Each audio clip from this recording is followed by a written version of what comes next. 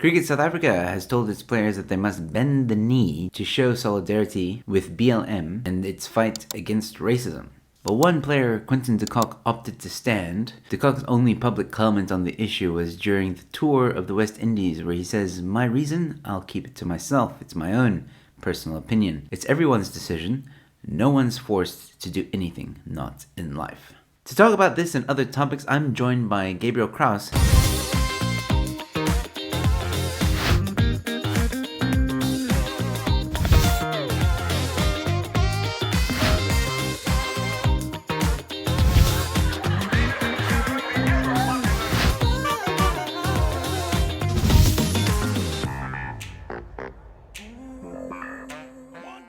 So, Gabriel, touching on the whole, topic of racism that is not a major problem in South Africa. Today, a cricket player, De Kock, has refused to kneel. What is the IRR? Any comments from the IRR on that? Yeah, first, let me personally say, if you had any doubt about how much of a problem racism is, consider that the way we're fighting racism today is by taking a knee before a cricket match. If you can defeat something by doing that, then I don't think it is a big deal in the first place. Back the IRR, my older colleagues know when racism was the major problem in this country. And that involved prison time. That involved getting raided by the cops. That involved letterbox bombs. That was gory. Just taking a little knee, that wasn't going to stop apartheid. Okay? Anyway, the IRR's commissioned a report that I happened to write last year called Because Black Lives Matter, that talked to the important sentiment, the important noble aspirations that semantically fall out of that slogan. In other words, the good reasons that so many people had to say, yes, Black Lives Matter. It also spoke to the Black Lives Matter global network. This is an institution. It's an organization. Its assets at the time we calculated to be roughly R500 million. Since then, it's made even more money. It's got chapters in 40 parts of the United States and across the globe. There are salaries connected to all of those that are being paid. There's advertising revenue. There's speaking opportunities. It's a serious business. Okay, so you need to take seriously who started it. Opal Tometi, Alicia Garza, Patrice Cullors.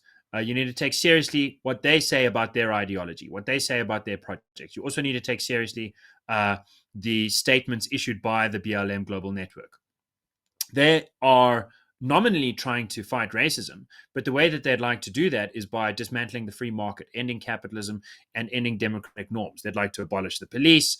They'd like to abolish private schools. They would like to reconstitute every university and make the syllabus color-coded rather than content indexed.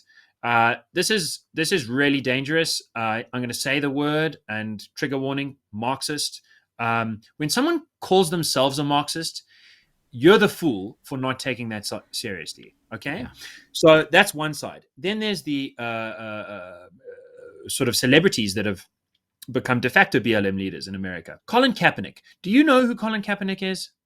If you don't, then don't take a knee until you figure it out. He's the guy that made taking a knee a thing. He was the first guy to take a knee for BLM. He's a football player in the States.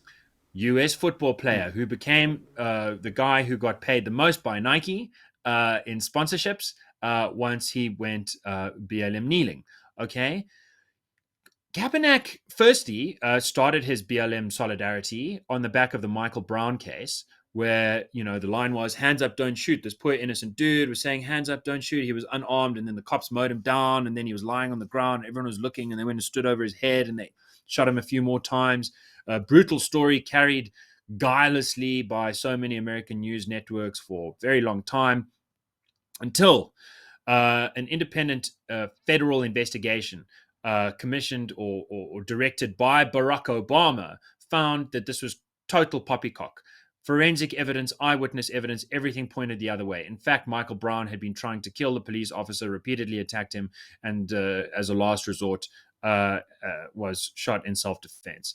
That is uncontroversial on the facts. In fact, there was a data study on what the biggest pushback to BLM was on Twitter. It wasn't all lives matter. It was the citation of the FBI report after that special investigation, exonerating the police that were involved and finding that Michael Brown had been trying to kill them. So did that change Kaepernick's mind? No. He still kneels for Michael Brown and every other black person killed by a police officer, because to him, it doesn't matter whether the black person was trying to attack the police officer illegally or not. All that matters to him, content of character, context, morality, no. What matters to him is how you look, white, bad, black, good. I think that's toxic. I could use stronger words actually. But that's the guy who started the BLM kneeling thing. If you think you can kneel and make sure that you're not conflating yourself with that, go ahead. You can give it a try. But bear in mind that Kaepernick has like 1 million Twitter followers and you don't. So in the bigger picture, you're just another person kneeling in another picture that gets added to the great ensemble of Kaepernick followers. I think that people fundamentally, to drill down to the IRR's position on this, I think Cricket South Africa is naive. Firstly, once you order everyone to kneel, they're no longer kneeling to stop racism. They're kneeling to keep their jobs and do what their boss told them to do. There's no activism left. You completely suck the blood out of whatever goodwill was still left in that movement. So that's stupid. Secondly, it's probably illegal to withhold freedom of speech. Freedom of speech includes the right not to speak, and freedom of religion. Someone was quoting to me earlier today, a good Protestant, a section which said, "I can stand before all because I kneel before God." This is from Matthew, I think, in the New Testament. Someone who takes that seriously, takes that literally, you really don't want to toy with that, or try and override that. So on the freedom of speech side and the freedom of religion side, CSA is making a mistake. On compelling speech, they're drawing out any moral high ground they might have. But I think where we can really add value to them, and where we've proposed that they take a briefing from us, is to explain what the BLM Global Network is to explain what the broader BLM celebrity movement has stood for, is to lay out the fact that, amongst other things, cricket being played in an African country on BLM ideology, no, that's not right. That's colonialism. That's you should really abolish cricket everywhere except in France or wherever it was invented. That's a bit of a jab at the English. But so I think that this is really bad news. We're looking forward to doing a press conference soon with a former Proteer who is proud to stand, a sophisticated man who knows. Hold on, Thomas Sowell back here. If you guys don't know Thomas Sowell, you should check him out. He's really one of America's great thinkers. And as well as that, we are looking. Yeah, I mean, I don't want to give the game away. We've got a few ways to turn the screws really hard on Cricket South Africa if they don't open their doors to sort of reasonable engagement. But let's not anticipate that. Let's give them a moment to talk about this like grown-ups. All right. Well, Gabriel, I think that's all the time we have for at the moment. Would love to have you back on the show and maybe dissect this a bit more once the story continues to evolve, and definitely after the elections coming up this Monday.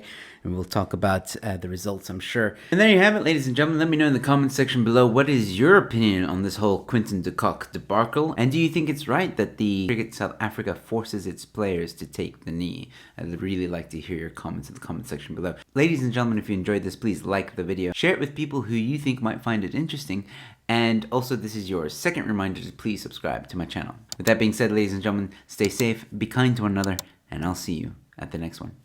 Cheers.